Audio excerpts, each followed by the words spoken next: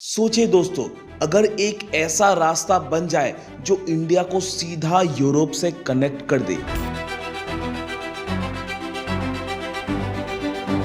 लेकिन सिर्फ कनेक्शन ही नहीं बल्कि चाइना को बीच से कंप्लीटली बाईपास कर दे और सिर्फ सामान नहीं बल्कि डेटा, एनर्जी और ग्लोबल पावर का फ्लो भी कंट्रोल करे, तो क्या होगा?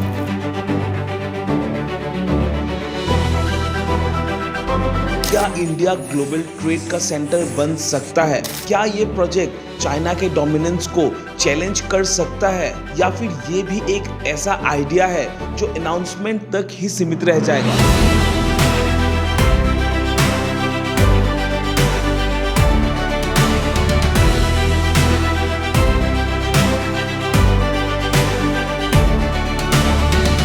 तो दोस्तों, आज हम जिस प्रोजेक्ट की बात करने वाले हैं वो सिर्फ एक नॉर्मल प्रोजेक्ट नहीं है, बल्कि ये एक ऐसी स्ट्रेटजी है जो दुनिया के पावर बैलेंस को हिला सकती है। दोस्तों, ये एक ऐसा प्लान है जहां रोड्स सिर्फ रोड्स नहीं होंगे, पोर्ट्स सिर्फ पोर्ट्स नहीं होंगे एंड रेलवेज सिर्फ ट्रांसपोर्ट नहीं करेंगे दोस्तों, बल्कि ये डिसाइड करेगा कि अगले 50 साल तक दुनिया का ट्रेड किसके कंट्रोल में होगा।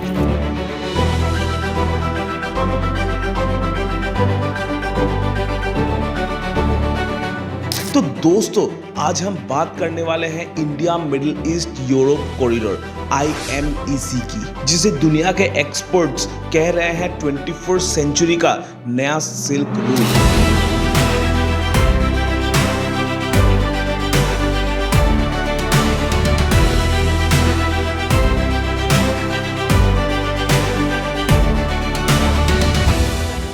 तो नमस्ते दोस्तों, मेरा नाम शिवम है एंड आप सभी का दोस्तों दिल से हार्दिक स्वागत है हमारे इस ज्ञान भरी जर्नी ज्ञान दीप में।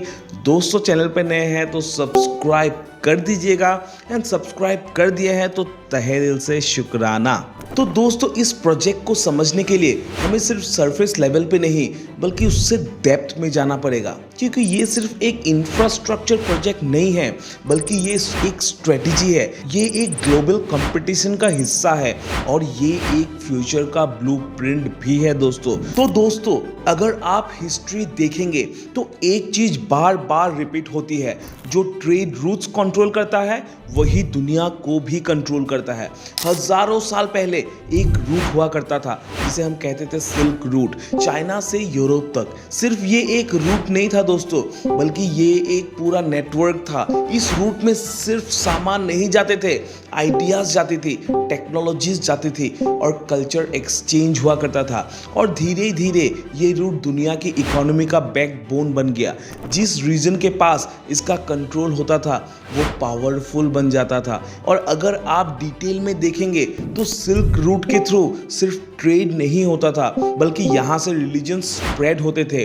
जैसे बुद्धिज्म इंडिया से चाइना तक गया, यहाँ से साइंटिफिक नॉलेजेस ट्रांसफर हुआ करते थे एंड यहाँ से ही लैंग्वेजेस और कल्चर्स मिक्स होने लगे। मतलब ये रूट एक तरह से दुनिया को कनेक्ट करता था और इसीलिए इसका कंट्रोल होना मतलब दुनिया पे इन्फ्लुएंस होना माना जाता था उस समय में। और आज के टाइम में यानी कि 21st सेंचुरी में ग्लोबल इकोनॉमी का साइज ट्रिलियन डॉलर्स में है दोस्तों, और इस इकोनॉमी को चलाने के लिए सप्लाई चेन सबसे इंपॉर्टेंट रोल करता है और सप्लाई चेन्स डिपेंड करती है कनेक्टिविटी पे। इसीलिए जो कनेक्टिविटी कंट्रोल करेगा वही फ्यूचर को भी कंट्रोल करेगा। और यहीं पर एंट्री होती है चाइना की एक बड़े प्रोजेक्ट के साथ, जिसको हम सभी जानते हैं, बेल्ट एंड रोड इनिशिएटिव। और इस प्रोजेक्ट में चाइना ने दुनिया के अलग अलग रीजन्स में इंफ्रास्ट्रक्चर्स डेवलप करना स्टार्ट किया, पोर्ट्स, रेलवेज, हाईवेज, और धीरे धीरे उन्होंने एक ऐसा नेटवर्क क्रिएट किया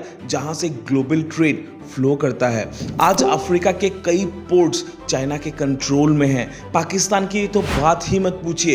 एशिया में रेल नेटवर्क्स चाइना ने ही फाइनेंस किए कई सारे जगह में। यूरोप के कुछ रीजन्स तक चाइना का कनेक्टिविटी रीच कर चुका है दोस्तों। अब दोस्तों, यहाँ एक प्रॉब्लम आती है कि जब एक ही कंट्री इतना कंट्रोल ले लेता है तो बाकी कंट्री डिपेंडेंट हो जाती है, और डिपेंडेंसी फ्यूचर में हमेशा प्रेशर क्रिएट करता है, हमेशा दोस्तों प्रॉब्लम प्रॉब्लम क्रिएट करता है। सपोज अगर कल को जियोपॉलिटिकल टेंशन होता है तो ये ट्रेड रूट्स के फायदे किसी और तरीके से उठाए जा सकते हैं। इसीलिए इंडिया और वेस्टर्न कंट्रीज ने सोचा कि क्या कोई ऑल्टरनेटिव हो सकता है, क्या एक ऐसा सिस्टम बनाया जा सकता है जो एफिशिएंट भी हो और बैलेंस्ड भी हो। और यही से आइडिया आता है IMEC का। IMEC का कॉन्सेप्ट सिंपल लगता है दोस्तों, लेकिन इसका डिज़ाइन बहुत ही स्ट्रेटेजिक है। ये एक मल्टी मॉडल कॉरिडोर है, जिसका मतलब है इसमें सिर्फ एक टाइप का ट्रांसपोर्टेशन नहीं होगा, बल्कि मल्टीपल सिस्टम्स में कॉम्बिनेशन होगा, जहां sea routes, rail networks, energy pipelines, digital cables और कई सारे लाइंस होंगे दोस्तों। अब दोस्तों इसका रूट समझिए। इंडिया से गुड्स शिप होंगे UAE तक, UAE से रेल नेटवर्क के थ्रू सऊदी अरेबिया, फिर जॉर्डन, फिर इजराइल के पोर्ट्स तक, और वहां से मेडिटेरियन सी के थ्रू यूरोप तक कनेक्टेड रहेगा ये रूट। ये एक हाइब्रिड मॉडल है दोस्तों, जहां सी और लैंड ट्रांसपोर्ट कंबाइंड रहेंगे। इसका पर्पस है दोस्तों एफिशिएंसी, स्पीड और रिलायबिलिटी। आज के टाइम में इंडिया से यूरोप तक गुड्स भेजने के लिए मेन रूट है सुएज कैनाल। ये रूट लंबा है और कभी कभी रिस्की भी है, क्योंकि आपने 2021 का इंसिडेंट तो शायद सुना ही होगा कि कैसे एक जापानीज शिप सुएज कैनाल में फंस गया था और उसकी वजह से पूरा ग्लोबल ट्रेड डिस्टर्ब हो गया था। इससे एक बात तो क्लियर हो गया कि सिंगल रूट पे डिपेंडेंसी बहुत रिस्की है, और इसीलिए IMEC एक ऑल्टरनेट रूट प्रोवाइड करता है। और जब दुनिया में ऑल्टरनेट रूट होता है तो सिस्टम दोस्तों सिक्योर्ड हो जाता है। अब दोस्तों इस रूट के कई सारे एडवांटेजेस हैं, जिसमें पहला एडवांटेज है स्पीड का। और स्पीड की बात करें तो एक्सपर्ट्स के अकॉर्डिंग IMEC के थ्रू ट्रांसपोर्टेशन ट्रांजिट टाइम में ऑलमोस्ट 30 से 40% रिड्यूस होगा, यानी कि बहुत जल्द माल एक व्यापारी के पास पहुंच जाएगा। जैसे कि जो माल 20 दिन में यूरोप पहुंचता था, वो लगभग 12 से 14 दिन में ही पहुंच सकता है। अब आप सोचिए कि आप एक एक्सपोर्टर हो, आपका माल पहले से जल्दी पहुंचता है तो क्या होगा। एक्चुअली तब आपका वर्किंग कैपिटल फर्स्ट रोटेट होगा, आपका प्रॉफिट इंक्रीज हो जाएगा और आप ग्लोबल मार्केट में कॉम्पिटिटिव बनोगे। ये सिर्फ एक कंपनी का बेनिफिट नहीं है, बल्कि ये पूरे इकोनॉमी का बेनिफिट है दोस्तों। अब इस रूट का दूसरा एडवांटेज भी है, जो कि है सप्लाई चेन रेजिलेंस का। दोस्तों कोविड के टाइम क्या हुआ था, फैक्ट्रीज बंद हो गई थी, शिपिंग डिले हो गया था और दुनिया को समझ आ गया था कि एक ही सिस्टम पे डिपेंड रहना बहुत बड़ा रिस्क हो जाता है। और इसे रिस्क फैक्टर को कम करने के लिए IMEC बनाया गया है, क्योंकि IMEC एक डाइवर्सिफाइड सिस्टम क्रिएट करता है। एज ए रिजल्ट रिस्क कम हो जाता है और सिस्टम इजीली चलने लगता है, बिना किसी रोक और बिना किसी टोक के। अब दोस्तों आपने जो देखा ये सिर्फ इकोनॉमिकल एंगल ही था, इसका और कई सारे एडवांटेजेस है, जैसे जियोपॉलिटिकल एडवांटेज। अगर हम जियोपॉलिटिकल एंगल से देखें तो IMEC चाइना का BRI यानी कि बॉर्डर रोड इनिशिएटिव का काउंटर है दोस्तों। ये एक डायरेक्ट कंपटीशन क्रिएट करता है, और जब कंपटीशन होता है तो पावर डिस्ट्रीब्यूट हो जाता है। और इस प्रोजेक्ट में सिर्फ इंडिया नहीं है, इसमें इंक्लूड है US,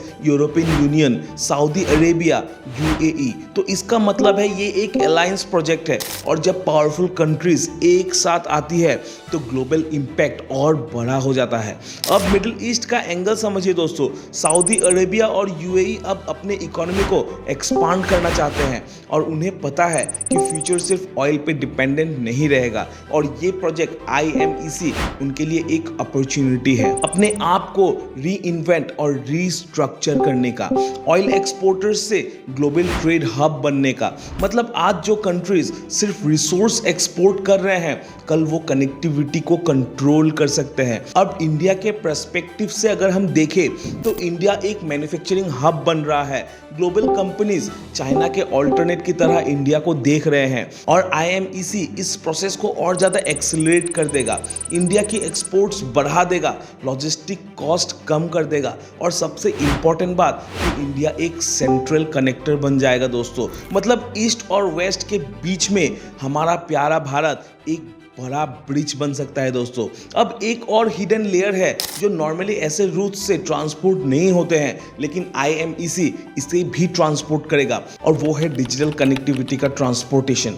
IMEC के साथ हाई स्पीड डाटा केबल्स भी बिछाए जाएंगे, जहां डाटा ट्रांसफर फास्ट होगा, इंटरनेट इंफ्रास्ट्रक्चर स्ट्रांग होगा, क्योंकि दोस्तों आज के टाइम में डाटा ऑयल से भी ज्यादा वैल्यूएबल माना जाता है, और जो डाटा कंट्रोल करेगा वो फ्यूचर को भी कंट्रोल करेगा। इसके अलावा energy pipelines specially green hydrogen के लिए भी बिछाया जाएगा इस रूट में, क्योंकि ग्रीन हाइड्रोजन को फ्यूचर का फ्यूल माना जाता है, और IMEC इसको ट्रांसपोर्ट करने का एक मीडियम भी बन सकता है दोस्तों। मतलब ये प्रोजेक्ट सिर्फ प्रेजेंट के लिए नहीं है, बल्कि फ्यूचर के लिए डिजाइन किया गया है। लेकिन दोस्तों ग्राउंड रियलिटी में इस प्रोजेक्ट को कई चैलेंजेस फेस करने होंगे, जिसमें से सबसे बड़ा और पहला चैलेंज होगा पॉलिटिकल इंस्टेबिलिटी का, क्योंकि मिडिल ईस्ट एक कॉम्प्लेक्स रीजन है। अगर कॉन्फ्लिक्ट ऐसे ही बढ़ता रहा तो प्रोजेक्ट को इंपैक्ट हो सकता है। दूसरा चैलेंज होगा फंडिंग्स का। ये प्रोजेक्ट बिलियंस ऑफ डॉलर का है, और इतना बड़ा इन्वेस्टमेंट कई सारे रिस्क के साथ आता है। तीसरा चैलेंज होगा दोस्तों एग्जीक्यूशन का। यहाँ मल्टीपल कंट्रीज है, डिफरेंट सिस्टम्स है, और इन सबको अलाइन करना बहुत डिफिकल्ट हो जाता है दोस्तों। और सबसे इंपॉर्टेंट बात टाइम। ऐसे प्रोजेक्ट को कंप्लीट होने में दशकों लग जाते हैं। तो अब सवाल ये है, क्या IMEC सक्सेसफुल होगा? अगर ये प्रोजेक्ट कंप्लीट होता है तो क्या दुनिया का ट्रेड मैप चेंज हो सकता है? और क्या इंडिया एक मेजर एक्सपोर्ट हब बन सकता है? और क्या यूरोप अपनी डिपेंडेंसी एक्सपांड कर सकता है? और दोस्तों क्या चाइना का डोमिनेंस चैलेंज हो सकता है? दोस्तों अंत में यही सवाल आके खड़ा होता है कि क्या ग्लोबल पावर बैलेंस शिफ्ट हो सकता है? लेकिन अगर ये प्रोजेक्ट डिले होता है तो ये सिर्फ एक अनाउंसमेंट बन के रह जाएगा, क्योंकि हिस्ट्री में ऐसे बहुत एग्जाम्पल्स हैं जहां बड़े प्रोजेक्ट्स अनाउंस तो हुए हैं लेकिन कंप्लीट नहीं हुए। इसीलिए IMEC का फ्यूचर डिपेंड करता है political will pay, financial commitments पे, और एग्जीक्यूशन कैपेबिलिटीज पे। अगर ये तीनों स्ट्रांग रहे तो IMEC को गेम चेंजर बनने से कोई नहीं रोक सकता दोस्तों। आज के टाइम में पावर सिर्फ आर्मीज से डिसाइड नहीं होते, पावर डिसाइड होता है ट्रेड रूट से, कनेक्टिविटी से, और कंट्रोल से भी। और IMEC इन तीनों का कॉम्बिनेशन है। ये सिर्फ एक प्रोजेक्ट नहीं है दोस्तों, बल्कि ये एक विजन है, एक ऐसा विजन जहां इंडिया एक सेंट्रल ग्लोबल प्लेयर बन सकता है। लेकिन हर विजन के साथ चैलेंजेस आती है। अब देखना यह है कि क्या ये सपना रियलिटी बनेगा, क्या हम एक नए सिल्क रूट के जन्म का विटनेस बन पाएंगे, या फिर ये भी हिस्ट्री का एक अधूरा चैप्टर बन के रह जाएगा। तो अंत में यही कहूंगा दोस्तों कि अगर आपको लगता है कि ऐसे टॉपिक समझना जरूरी है, अगर आप यहाँ तक आए हैं तो आप न्यूज़ से बढ़कर चीज़ों को जानना पसंद करते हो, और अगर आप चाहते हो कि आप सिर्फ ऑडियंस नहीं बल्कि एक एवरेज सिटीजन बने, और अगर आपको लगता है कि इंडिया का फ्यूचर समझना और उसका हिस्सा बनना इम्पॉर्टेंट है, तो अभी इसी वक्त सब्सक्राइब बटन को दोस्तों दबाइए, क्योंकि यहाँ सिर्फ वीडियोस नहीं बल्कि नॉलेज बिल्ड होती है। दोस्तों वीडियो पसंद आए तो लाइक ज़रूर कीजिए और शेयर कीजिए, ताकि ये इन्फॉर्मेशन और लोगों तक पहुंच पाए। और कमेंट्स में ज़रूर लिखिए कि क्या आपको लगता है कि IMEC चाइना को टक्कर दे पाएगा। तो फिर मिलते हैं एक नए वीडियो के साथ, एक और ऐसे पावरफुल टॉपिक के साथ, क्योंकि दोस्तों नॉलेज ही असली पावर है। जो ये समझता है वही आगे बढ़ पाता है। आज के लिए स्टे स्मार्ट, स्टे अपडेटेड। जय हिंद।